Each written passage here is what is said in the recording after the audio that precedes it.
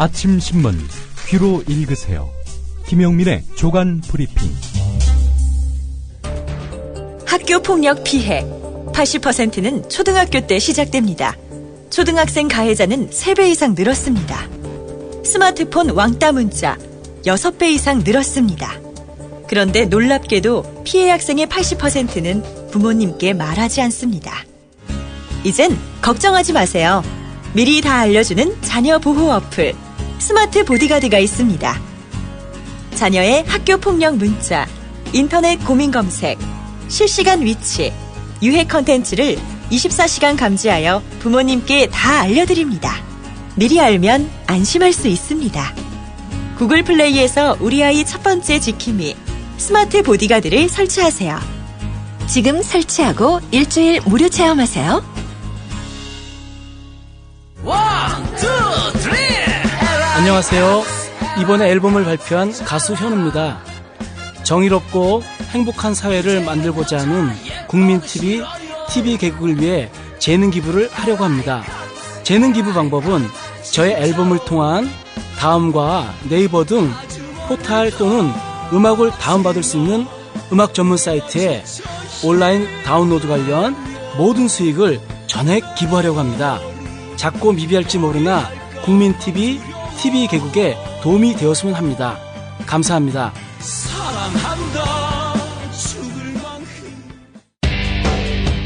국민TV가 민주화의 성지 광주광역시로 가보려요. 미디어 협동조합 국민TV 광주 전남지역 조합원 한마당이 11월의 마지막 날 11월 30일 토요일 낮 2시 광주 서구 상무누리로 30 김대중 컨벤션센터 301호에서 열립니다. 정승조 아나운서의 사회로 손병휘의 나란히 가지 않아도의 진행자 가수 손병휘와 개그맨 노정열의 노발대발 공개방송, 그리고 라이브 콘서트, 강기정 민주당 의원과 함께하는 서영석 김용민의 정치토크 공개방송이 펼쳐집니다. 돌아오는 토요일 11월 30일 낮 2시 광주광역시 상무지구 마릉역 5번 출구 김대중 컨벤션센터 301호. 공정 언론을 희망하는 광주 전남지역 조합원과 시민 여러분의 많은 참여를 바랍니다.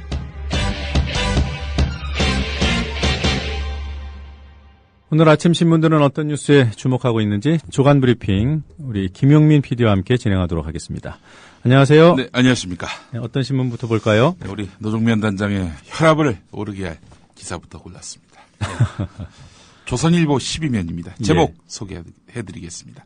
2009년 쌍용차 사태 때 변호사 체포한 경관 2심에서도 유죄. 이에 대해서 검경 폭력 시위 현장에서 공권력 위축시켜 반발. 이 무슨 일이 있었냐면요. 유모 경정이라는 사람이 있습니다. 경기경찰청에서 일하고 있는데 말이죠. 당시엔 경감이었습니다. 이 사람이 2009년 6월 26일 쌍용차 평택 공장에서 권영국 변호사를 체포했습니다. 당시 권영국 변호사는 체포 이유를 고지하지 않고 이 쌍용차 노조원들 6명을 체포하는 이런 행태, 이거 잘못됐다라면서 경찰에 항의를 했습니다. 그러면서 변호인 접견권을 요구했어요. 그런데 체포가 됐습니다. 그래서 이제 권영국 변호사가 이거는 있을 수 없는 일이라면서 이제 문제 삼았는데 1심에 이어서 2심에서도 이 유모 경정, 유죄 판결을 받았다는 거죠. 조선일보 이야기는 아니 그런 식으로 하자면은 이거 앞으로 공권력이 위축되지 않겠느냐 라면서 반발하고 있다. 검경이 이런 내용입니다. 잘못 짚으셨어요. 네, 뭘 잘못 짚었습니까? 제가 아마 화가 많이 날 거라고. 뭐 이런 거는 워낙 이제 마음에 딱지가 앉아 있는 상황입니다. 예, 그 사실은 이런 일들은 그야말로 적반하장이죠. 네. 적반하장입니다. 청취자분들께서 요즘에 조선일보 잘 안 보시잖아요. 예. 그래서 뭐 유죄라는 게 기사에 나오지 않냐 이렇게 생각하실 수도 있는데 예. 지금 앞부분 2009년 쌍용차 사태 때 변호사 체포한 경관 2심서도 유죄는 작은 제목이고요. 예. 검경 폭력 시위 현장서 공권력 위축시켜 반발은 시커멓게 큽니다. 그죠. 네. 이 두 줄을 보세요. 예. 이 앞에 읽었던 줄을 키우고 예. 검경의 입장을 작게 보도를 하면 그거는 뭐라고 그냥 일반적인 보도죠. 예, 검경의 반응을 집어넣은 거니까. 예. 그런데 검경의 반응을 키워서 예. 이러한 체포 폭력 사태를 정당하게 법 집행하는 경관에 대해서 유죄를 판결한 법원을 공격하는 내용을 비판하는 내용을 크게 키운 것은 이거 조선일보의 얘기죠. 그렇죠. 네. 다운표만 붙였다 뿐이지. 그렇습니다. 이 뭐 사실 논설, 논평, 칼럼란이 아닌 일반 기사를 싣는 종합면에서는 회사의 입장을 이렇게 직접적으로 다루기가 쉽지 않죠. 기사 안에서. 네. 하지만 방법이 있습니다. 아무개 인사가 이런 말을 했다. 인용하면서 이 말한 건 사실 아니냐. 네. 이러면서 이제 포장을 하는 거지요. 그런 기사가 또 있습니다. 경기경찰청의 한 간부는 노조원들이 사제대포로 볼트, 너트 등을 경찰에게 발사하면서 대치하는 등 전쟁 상황이나 마찬가지였고 권 변호사가 전경대원들에게도 폭력을 행사했다. 이렇게 말한 내용을 전하고 있습니다. 그러나 권영국 변호사 그 1심과 2심에서 모두 무죄 선고를 받았습니다. 네. 누군가의 발언을 기사 제목으로 넣을 수 있습니다. 예. 그것은 그 발언이 뉴스 가치가 있고, 네. 뭐 뉴스 가치가 있으려면 좀 더 특이한 말이어야죠. 예. 검경이 이런 재판 결과, 본인이 당사자인 재판 결과에서 유죄 판결을 받고 반발하는 것, 네. 이건 당연합니다. 예. 그걸 이렇게 시커멓게 키워가지고 기사 제목으로 올려요. 참, 이제 보도 수준이 떨어진다는 거죠. 네, 그렇습니다. 권영국 변호사가 전경대원들에게 폭력을 행사하지 않았다는 게 1심, 2심의 그 판결 내용으로 보입니다. 모두 무죄 선고를 받았으니 말이죠. 자, 그렇다면은 이 부분에 대해서도 이 기사가 혼동이 없도록 그 부분에 표시를 해줘야 되는데 일방적인 이런 주장만 이렇게 다루고 있습니다. 경찰관이라면 누구라도 불가피하게 체포를 결심할 수밖에 없었을 것이다. 이렇게 말했다라고 전하고 있는데 또 다른 경찰관은 공권력을 적극 집행한 경찰관 옷을 벗긴다면 누가 폭력 시위 현장에서 앞장서 대처하겠느냐. 이렇게 말한 내용도 전하고 있습니다. 자, 경찰 간부에 대해서 2심에서도 유죄가 선고됐다라고 말씀드렸는데 네. 이 사안에 대해서 조선일보가 심각하게 생각하는 부분은 뭐냐면은 대법원에서 1심, 2심 결과가 그대로 인용이 되면 이 경찰 간부는 경찰 공무원법에 따라서 경찰직을 박탈당하게 됩니다. 아니, 2009년 쌍용차 사태가 무엇 때문에 생겼습니까? 노동자들의 일자리 빼앗긴 네. 부분, 정리해고, 부당 정리해고 때문에 일어난 일인데, 그때 노동자들의 일자리를 걱정했습니까? 조선일보가? 전혀 지금은 아니죠. 경찰관의 이 불법적인 법 집행을 한 경관의 사후 책임에 대해서 걱정하는 거예요, 이 보도가? 그렇죠. 그리고 경찰관만에 조금 전에 소개해 주신 공권력을 적극 집행한 경찰관 옷을 벗긴다. 예. 이 기사가 생각납니다. 2011년 11월 조선일보 1면을 장식했던 예. 제가 이 제목도 안 까먹어요. 예. 불법이 합법을 집단 폭행했다. 어떤 기사인지 아십니까? 불법이 합법을 집단 폭행했다. 종로경찰서장을 예. 한미 FTA 반대에 집회하는 시민들이 예. 집단 폭행했다고 단정적으로 보도하면서 근데 폭행한 사실이 없었잖아요. 사진을 실었죠. 예.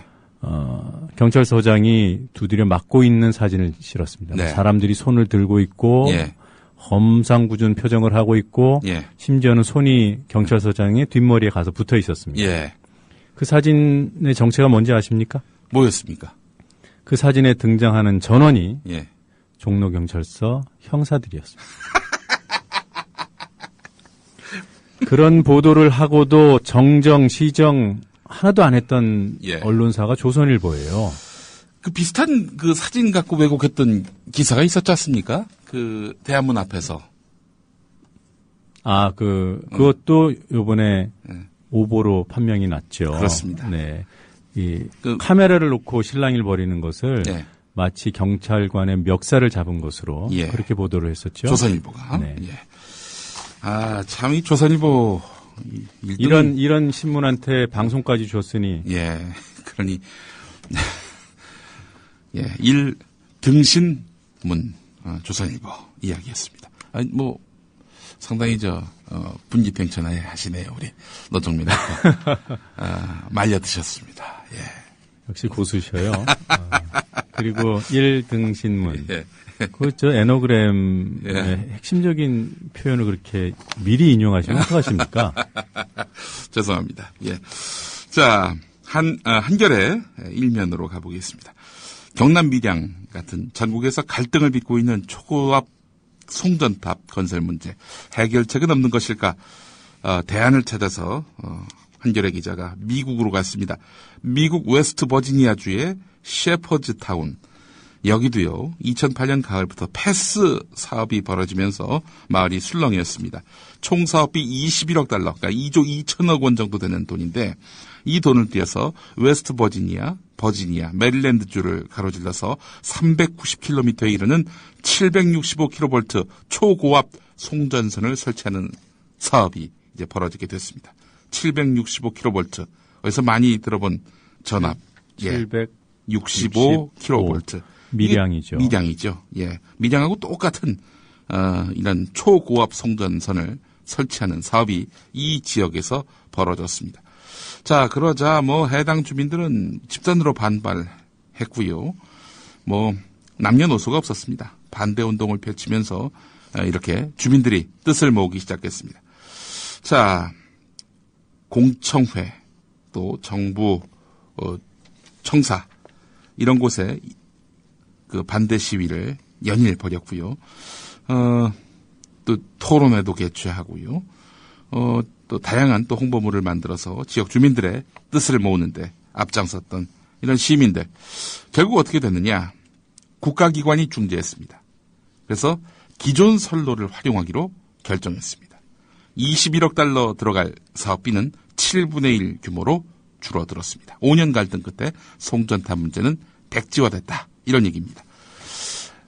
이런 아주 훌륭한 절차적 정당성마저 담보하고 있는 이런 프로세스를 거쳐서 이 문제를 해결할 수도 있는 것 아니냐.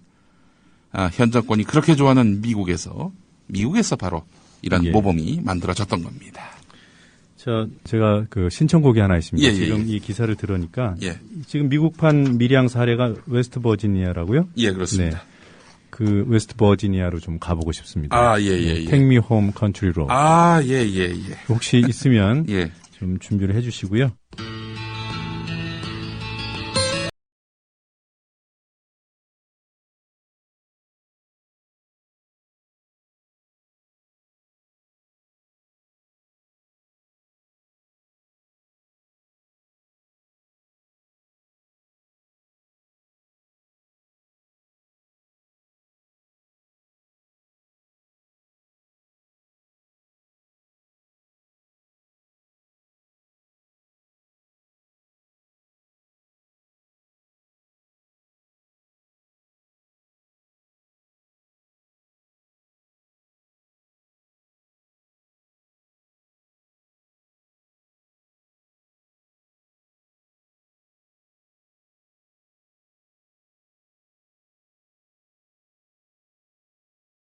또 다음 기사 보겠습니다.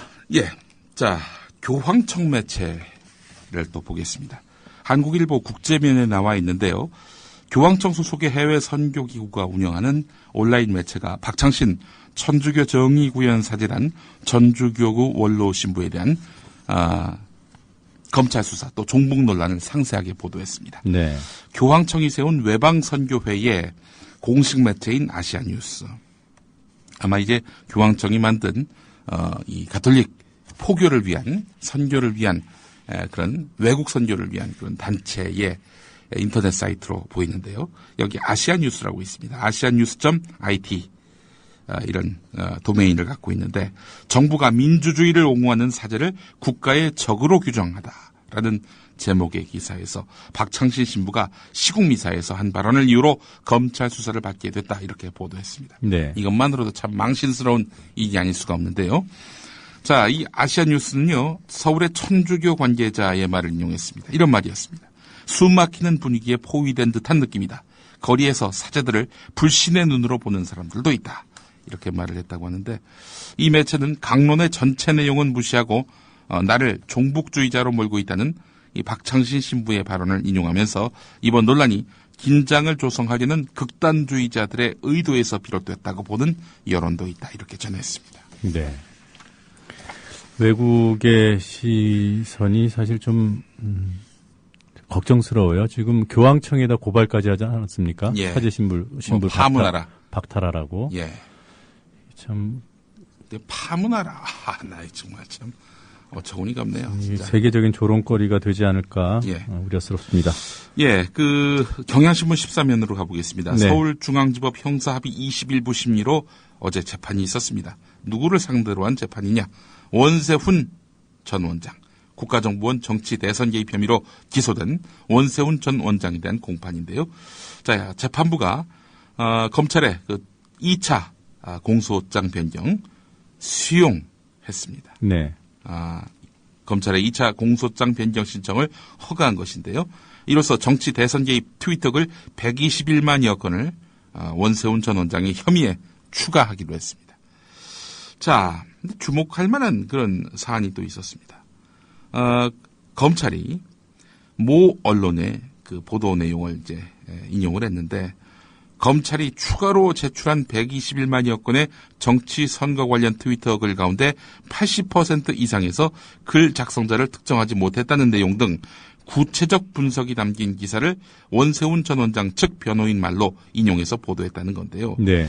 자, 검찰이 기자에게 확인한 결과 이 내용은 국정원이 분석한 거라는 얘기입니다. 다시 얘기해서 원세훈 변호인에게 제공한 자료가 이게 국정원으로 유출됐다는 겁니다. 네. 아니, 원세훈 전 원장은 지금 현직도 아니고 전직인데다 이 사건과 관련해서 원세훈 전 원장과는 일단 선을 긋는 양상 아닙니까? 지금 남재준 국정원장 같은 경우. 근데 이게 왜 국정원에 유출되는 거죠?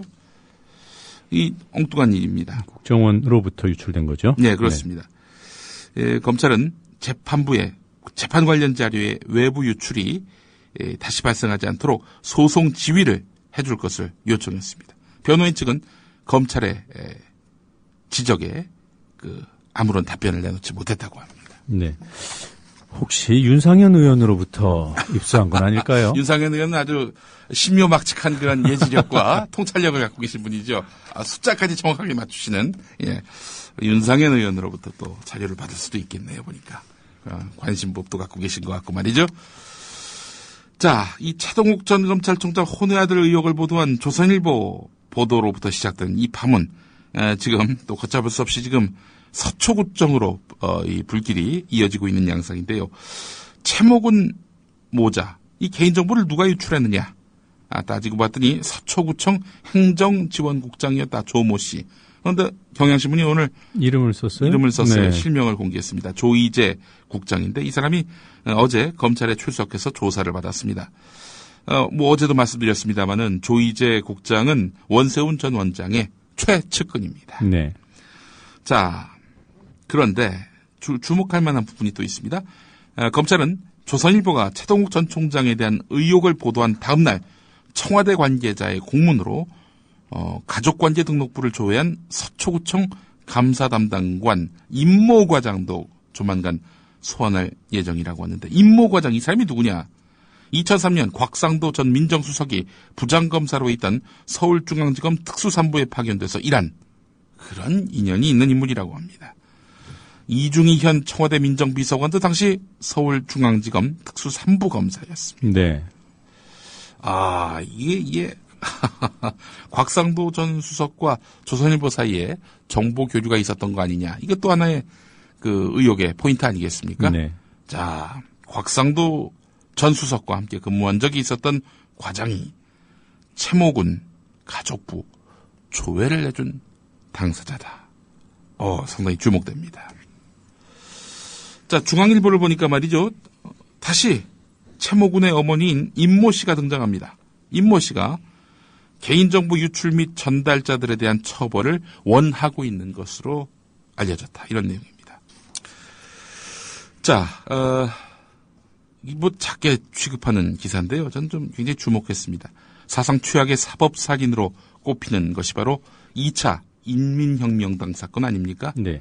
엉뚱한 사람들 잡아다가 빨갱이다 이런 식으로 몰아 세웠고요. 관련 기사를 또 보니까 말이죠. 그 자녀들 2차 인혁당 사건으로 인해서 이렇게 사법살인의 희생자가 되신 분들의 자녀들도 빨갱이 자식이라면서 엄청나게 이렇게 낙인이 박혀서 네, 수십 년 동안 고통을 받았죠. 뭐 당사자뿐만 아니라 그 가족들까지도 모두 고통에 그야말로 시달리게 만들었던 이런 정말 반인권 사건의 아주 거의 상징입니다. 이 박정희 정권 때 있었던 일 아닙니까? 네. 이 사전에 좀 알아두셔야 할 것이 있습니다. 1차 인혁당 사건이 있고요. 2차 인혁당 사건이 있습니다. 1차 인혁당 사건은 뭐냐? 1964년 중앙정보부가 북괴의 지령을 받고 국가별난을 획책한 인혁당이 있었다. 라면서 41명 구속하고 16명 수배한 사건입니다. 대표적인 공안 사건이었죠. 이게 1차 이 인혁당 사건이고요. 2차 인혁당 사건이 있습니다. 1974년이었습니다. 그로부터 정확하게 10년 뒤였네요.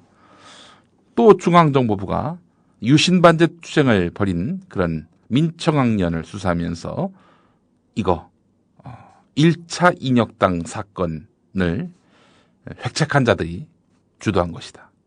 그래서 또 문제 삼았습니다. 이게 바로 2차 인혁당 사건입니다. 이 2차 인혁당 사건 때문에 도예종 씨를 비롯한 8명이 사형을 선고받은 지 18시간 만에 형장의 이슬로 사라졌습니다. 그런데 2차 인혁당 사건, 이것은 대법원이 이거 조작된 것이다. 엉뚱한 사람들 사형 선고를 냈고 집행한 것이다. 라고 판결을 내렸습니다.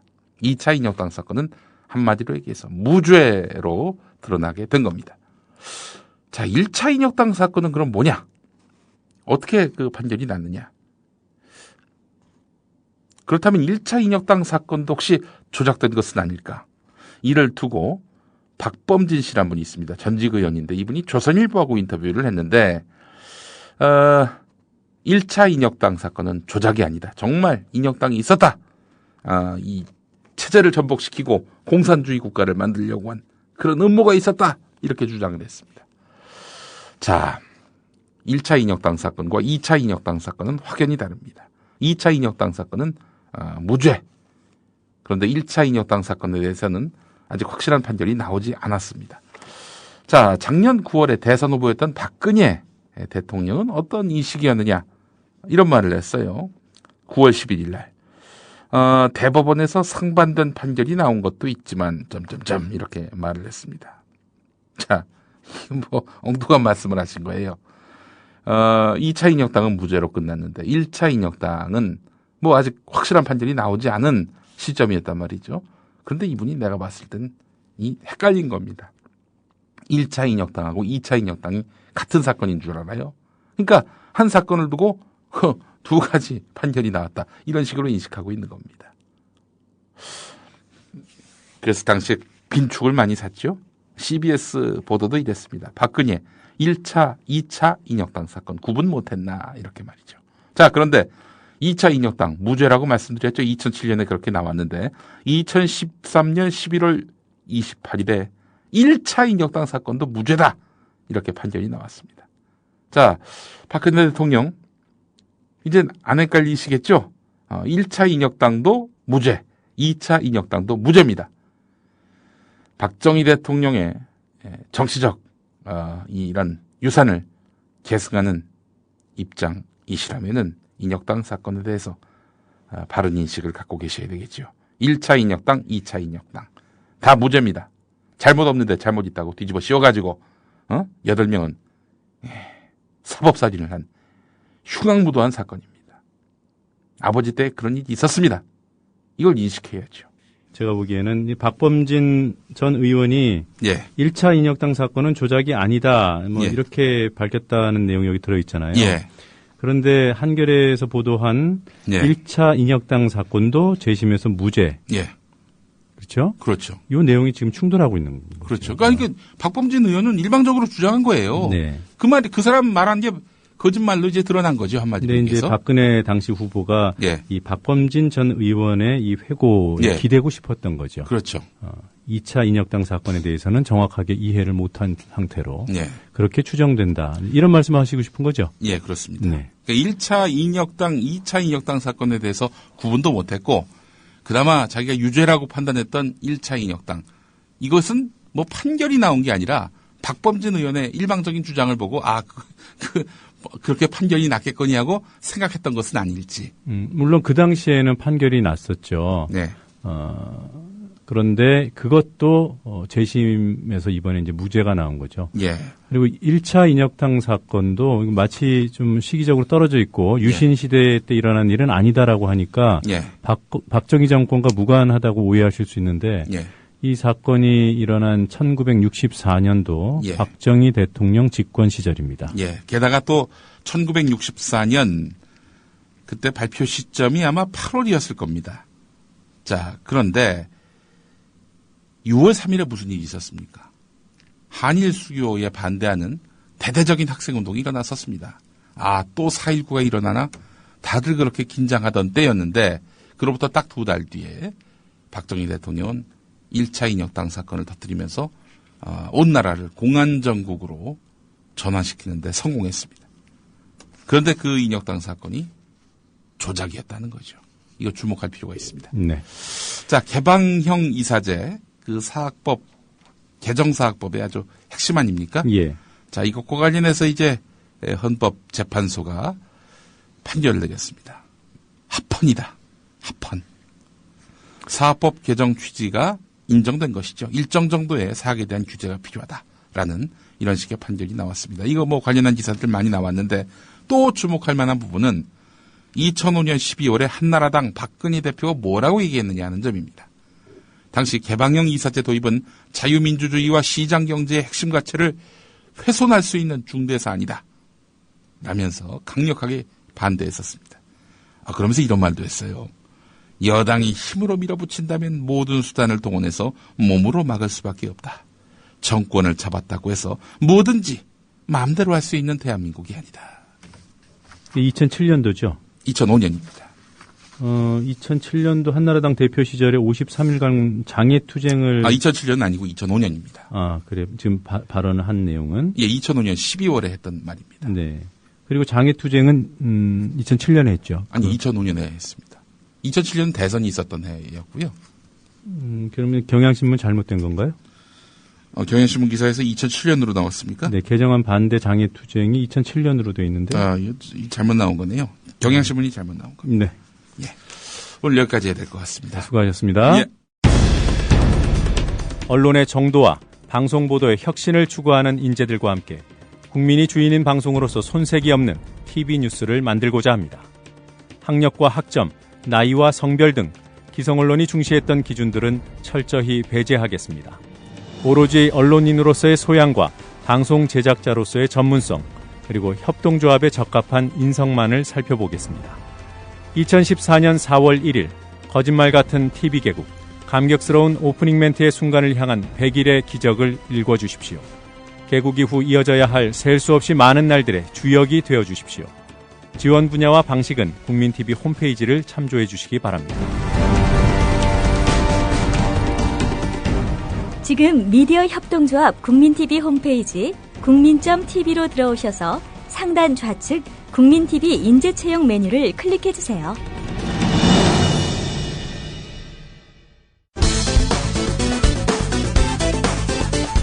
오늘 뉴스의 재구성 제목, 좋다가만 새누리당. 예, 민주당의 박수현 원내대변인입니다. 오늘 감사원장 임명 동의안의 기습 상정과 처리에 관해서 긴급하게 말씀을 드리게 되었습니다. 국회의장은 황찬현 감사원장 임명 동의안을 상정하면서 인사 관련 안건은 관례상 무제한 토론의 대상이 아니라며 표결을 강행했습니다. 인사 관련 안건에 대해서는 토론을 허용하지 않는 것이 우리 국회의 오랜 관례입니다. 네, 박범계입니다. 국회법 106조의 2 무제한 토론의 실시 규정에 의하면 어떠한 의안이라도 어떠한 안건이라도 반드시 무제한 토론의 실시가 보장이 돼야 됩니다. 이것이 묵살된 중차대한 절차 위반이 있습니다.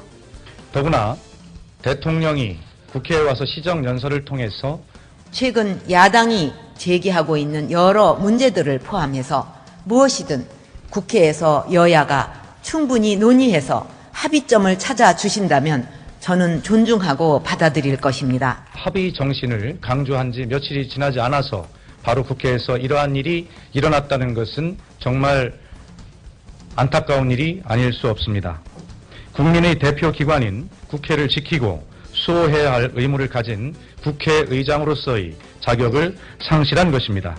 한편 충돌 없이 통과된 것을 두고 새누리당 의원들 국회 선진화법 덕이라며 엉뚱한 깔때기를 들이대는데 그 과거 같으면 이 과정 속에서 몸싸움과 물리적 충돌이 오갔겠지만 선진화법 이 제정 과정에서 이 물리적 직권상정을 최소한도로 하도록 한 대신 물리적 충돌 또 몸싸움에 대해서는 아주 엄중한 처벌을 하게 했던 그 선진화법 덕분에 오늘 별다른 그 충돌 없이 마무리된 것 같습니다.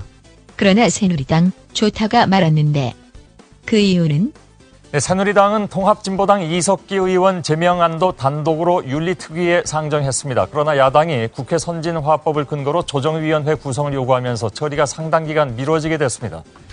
그럴 경우 제명안은 길게는 석 달 동안 처리가 미뤄지게 돼 국회 선진화법 악용 논란이 벌어졌습니다. 조정위 등을 거쳐 제명안이 본회의에서 확정되려면 제적의원 3분의 2 이상의 찬성이 필요해 결국 야당의 협조 없이는 통과가 불가능합니다.